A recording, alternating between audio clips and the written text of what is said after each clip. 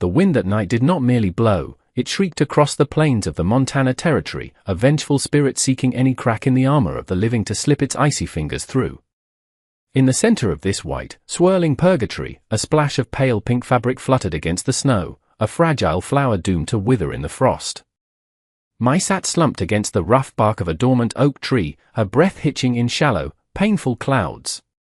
She was 25 years old, though the hollowness of her cheeks and the terror in her dark, almond eyes made her look far younger, like a child discarded by a cruel world. The light pink prairie dress she wore, once a garment of hope for a marriage that was promised to save her family, was now little more than a rag, torn at the hem and soaked through with the biting melt of the snow. Beside her lay a crude wooden walking stick, polished smooth by the grip of her desperate hands. It was her only companion, her only means of dragging her paralyzed legs across the unforgiving earth. She had been cast out not 3 hours prior, thrown from the back of a merchant's wagon when her intended husband, a man who saw women only as livestock, discovered that her legs would not carry his buckets nor stand for his beatings. He had looked at her useless limbs with disgust, declared her broken goods, and left her to the mercy of the winter. Mai tried to pull her thin shawl tighter, but her fingers were stiff, blue-tipped and clumsy. The cold was no longer a sensation, it was a heavy, narcotic weight pressing her eyelids down. She thought of her home across the ocean, of the warmth of a rice steamer, memories that felt like they belonged to a different lifetime. Here, there was only the grey sky and the judgment of a town that had watched her be abandoned and turned its back, locking its doors against the crippled stranger. She was starving, her stomach a knotted cramp of emptiness that had long ago stopped rumbling and started aching with a dull, constant throb. The world was fading into a white blur, and Mai gripped her stick, not to move, but to have something to hold as the darkness came for her. The vibration traveled through the frozen ground before the sound reached her ears, a rhythmic, heavy thudding that spoke of immense power. Mai did not look up, she lacked the strength to lift her head, assuming it was a wolf come to finish what the cold had started. But the thudding stopped, replaced by the snort of a beast and the creak of leather. A shadow fell over her, blocking the biting wind, and for a moment, there was a reprieve from the stinging gale. A man sat atop a massive black destrier, a horse that looked as if it had been carved from the midnight sky itself. The rider was a mountain of a man, his shoulders broad enough to block out the sun, clad in a heavy buffalo hide coat that dusted the snow. His face was hidden beneath the brim of a battered Stetson, but the lower half revealed a jaw set like granite and a mouth that looked like it had forgotten how to smile. This was Thorn. The townspeople whispered his name in hushed, fearful tones, calling him a hermit, a brute, a man who possessed more land than God and a heart made of iron. They said he had no use for people, that he preferred the company of wolves and silence. Thorn looked down at the bundle of pink rags shivering against the tree. He did not speak immediately. His eyes, the color of stormy seas, took in every detail, the twisted angle of her legs, the walking stick fallen from her grip, the frost clinging to her raven hair. He saw the starvation etched into her jawline, the way her collarbones protruded sharply against the thin fabric of her dress. A lesser man might have offered a prayer and ridden on. A kind man might have offered a coin. Thorn did neither. He swung his leg over the saddle, his boots hitting the snow with a crunch that sounded like a gunshot in the silence. He loomed over her, a terrifying giant, but when he crouched, the movement was surprisingly fluid. He didn't ask her name. He didn't ask what happened. He knew the cruelty of men well enough to read the story written on her skin. He simply reached out, his hands encased in thick leather gloves, and scooped her up. She weighed nothing, a bird made of hollow bones and sorrow. Mai gasped, a tiny, fractured sound, as she was lifted high into the air, expecting violence, but finding herself pressed against the rough, warm wool of his coat. The journey was a blur of sensory contradictions for Mai, drifting in and out of consciousness as the horse thundered across the plains. She was suspended between the freezing death of the air and the furnace-like heat of the man holding her. Thorn held her against his chest with one arm, a band of iron that kept her from slipping, while his other hand guided the horse with practiced ease. He rode not toward the town, but away from it, climbing the rugged trails that led toward the jagged peaks of the mountains. The wind howled louder here, frustrated that it could not reach the prize it had claimed, blocked by the massive form of the rancher. Mai could smell him, a scent of pine needles, cured tobacco, and the musk of a wood stove. It was a masculine, earthy smell that terrified her and comforted her all at once. She felt the rumble of his chest as he murmured low commands to his horse, a deep baritone that vibrated through her freezing bones. Every jolt of the horse sent a spike of pain through her paralyzed legs, but the warmth seeping from him was bringing sensation back to her extremities, a prickly, burning agony that told her she was still alive. They climbed for what felt like hours, leaving the grey slush of the valley for the pristine, untouched white of the high country. Finally, the rhythm of the horse changed, slowing to a walk. Through her half-closed eyes, Mai saw a structure rising from the snow, not a house, but a fortress of timber and stone. Smoke poured from a stone chimney, painting a grey streak against the darkening sky. It was the only light in a world of shadow. Thorn did not wait for a stable hand, he had none. He rode straight to the main porch, the wood groaning under the weight of the horse. He dismounted with her still in his arms, shielding her head from the falling snow with his hand. As he kicked open the heavy oak door, the roar of the wind was instantly silenced, replaced by the crackle of a massive hearth. He carried her across the threshold, a king carrying a broken queen into a castle she did not know she had inherited. Inside, the sensory shift was violent and overwhelming. The air was thick with heat, smelling of cedar and roasting meat. Thorn bypassed the grand furniture of the main hall, carrying Mai straight to a large bearskin rug in front of a fireplace large enough to roast a whole deer.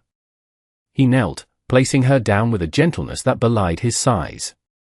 The firelight danced across the room, illuminating walls adorned with the tools of his trade, rifles, lassos, and maps of his vast territory. But Mai saw none of his wealth, she saw only the fire. She tried to drag herself closer to the heat, her walking stick left behind on the saddle, her legs trailing uselessly behind her. Thorn watched her for a second, his jaw tightening, before he moved into action. He was a man of few words, believing that language was often a veil for lies, while action was the only truth. He disappeared into a side room and returned with thick wool blankets and a basin of warm water. He knelt beside her, his large frame blocking the drafts. "Sit," he commanded. His voice was gravel, rough and unused, but not unkind. It was an instruction, not a threat. Mai froze, her eyes wide with fear, but she obeyed, propping herself up on trembling arms. Thorn reached out and began to unbutton the frozen, wet boots from her feet. His hands, calloused from years of ranching and fighting the land, moved with surgical precision. He stripped away the wet stockings, revealing feet that were pale and blue-veined, the skin icy to the touch. He took a rough cloth dipped in the warm water and began to scrub the circulation back into her limbs. Mai flinched, expecting pain, but his touch was rhythmic and firm.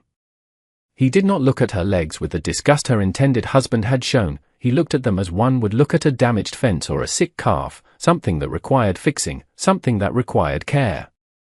After wrapping her in the blankets until she looked like a cocoon of wool, he went to the iron pot hanging over the fire. He ladled out a bowl of broth, the steam rising in lazy spirals. He held it to her lips. "Drink," he said. She took a sip, and the flavor of rich beef and herbs exploded in her mouth, so intense after days of starvation that tears pricked her eyes. She drank greedily, some of the broth spilling onto her chin.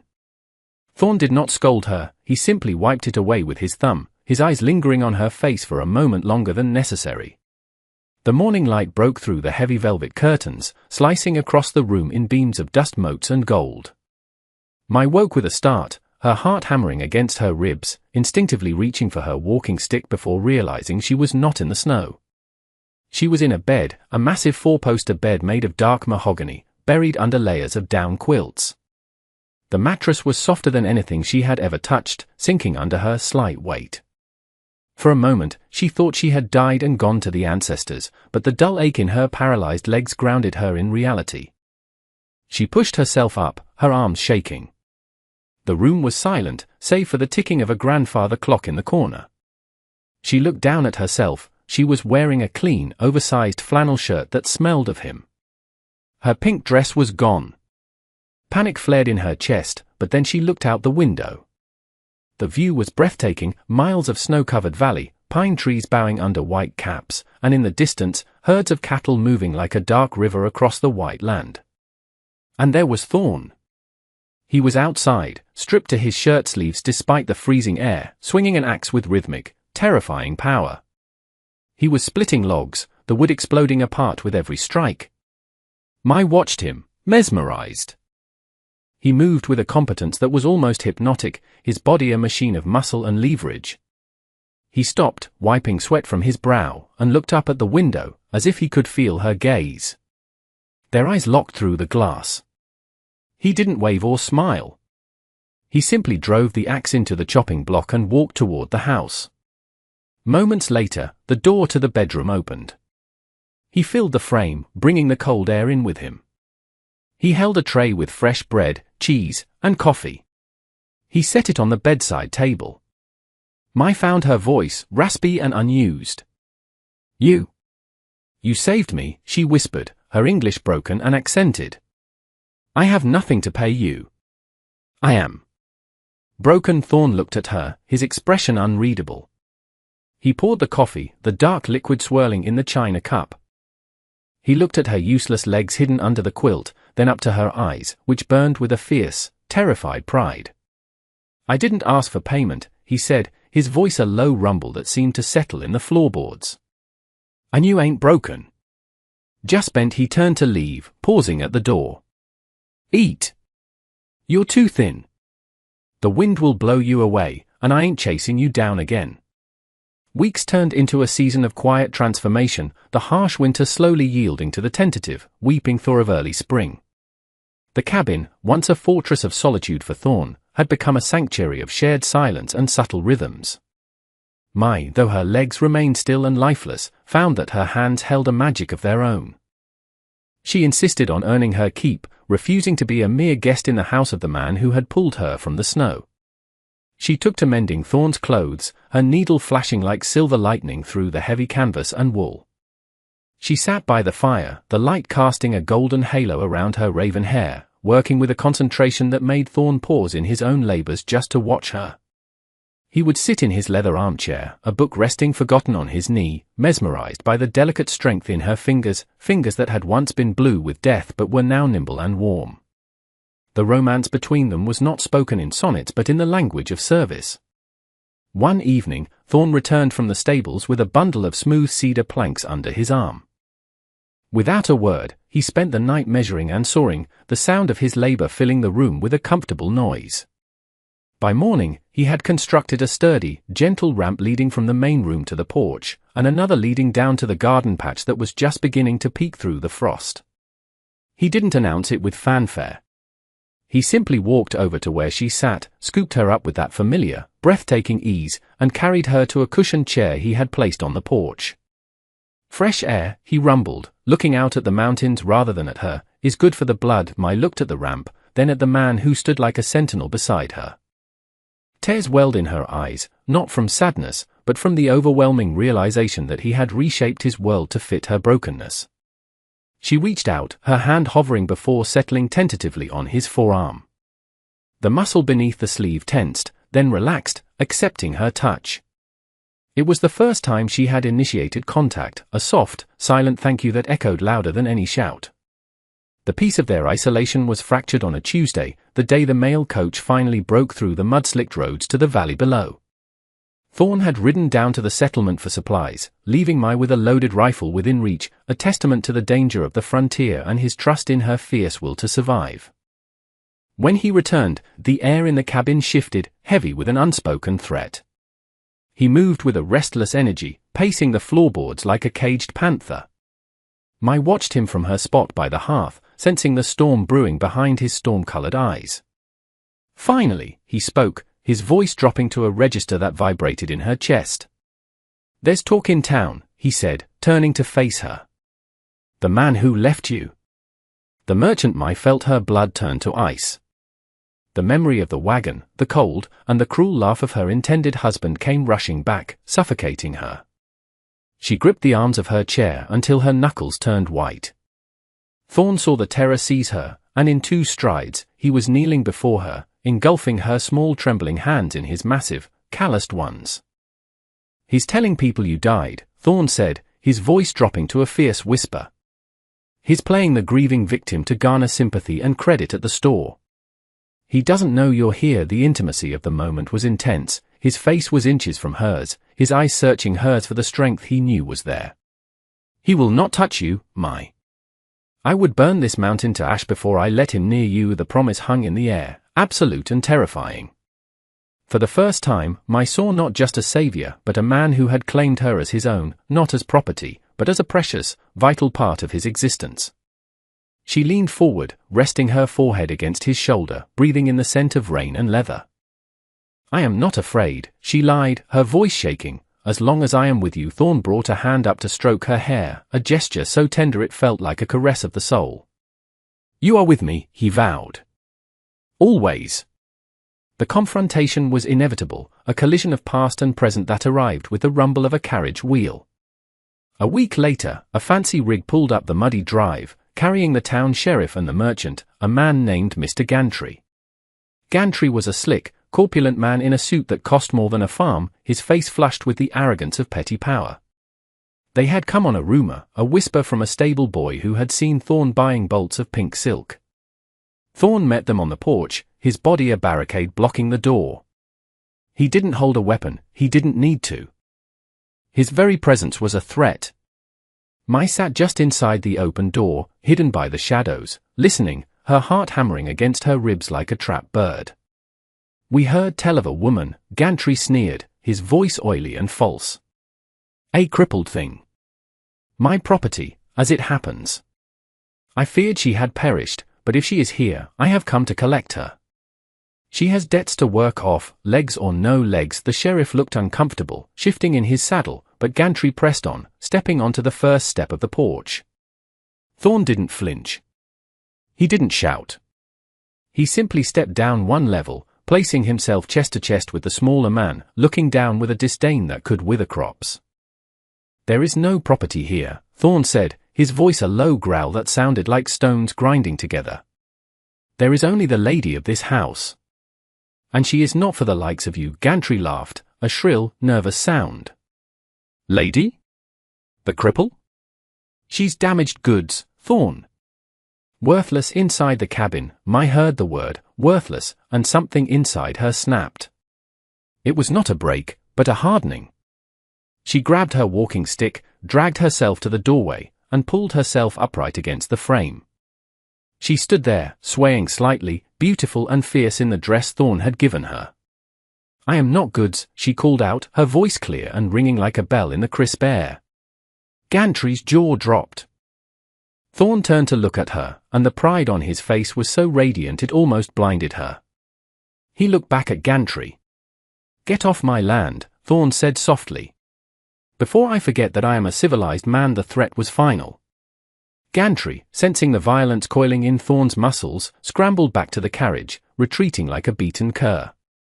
The following Sunday, the town of Silver Creek witnessed a sight that would be etched into local legend for decades to come.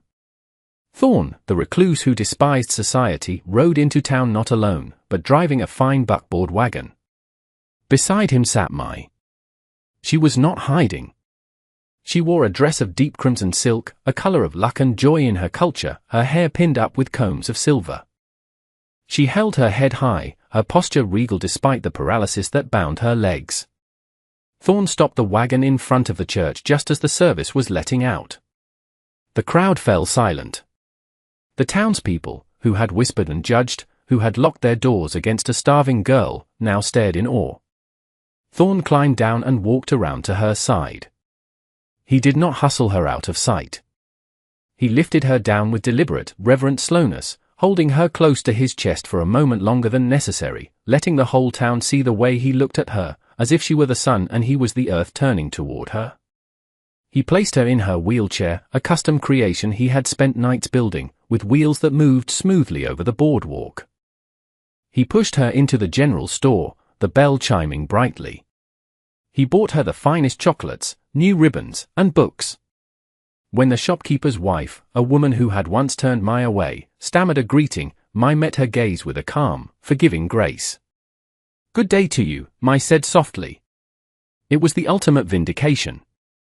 She did not scream or rage, she simply existed, thriving and loved, in the face of their cruelty. Thorn stood beside her, his hand resting protectively on the back of her chair, his glare daring anyone to show disrespect.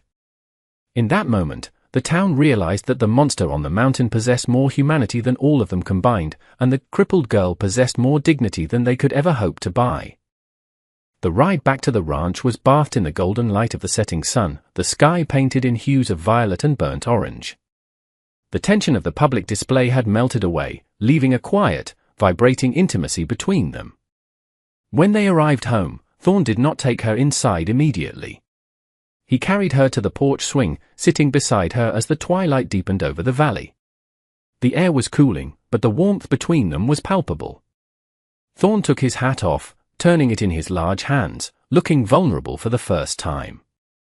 "I've lived alone for a long time," he said, his voice rough with emotion. "Thought that was how it had to be. Thought I was too much for anyone to handle. Too hard. Too cold." He looked at her, his eyes reflecting the first stars appearing in the sky. "But you bring the spring with you." I felt the tears finally spill over, hot and cleansing. She reached out and took his face in her hands, feeling the rough stubble of his jaw, the warmth of his skin. "You are not cold," she whispered. "You are the fire that saved me. You are my home." Thorn closed his eyes at her touch, leaning into her palm. He turned his face and pressed a kiss to the center of her hand, a gesture of absolute devotion. Then, slowly, he leaned in, and their lips met, a soft, tentative collision that deepened into a promise. It was not a kiss of burning passion, but of deep, abiding relief, the sealing of a bond forged in ice and tempered by kindness. They sat there as the night took the world, two broken souls who had found that their jagged edges fit together perfectly, making them whole. The wind blew across the plains, but it no longer shrieked, it sang, a lullaby for the rancher and his bride, who had found salvation in each other's arms.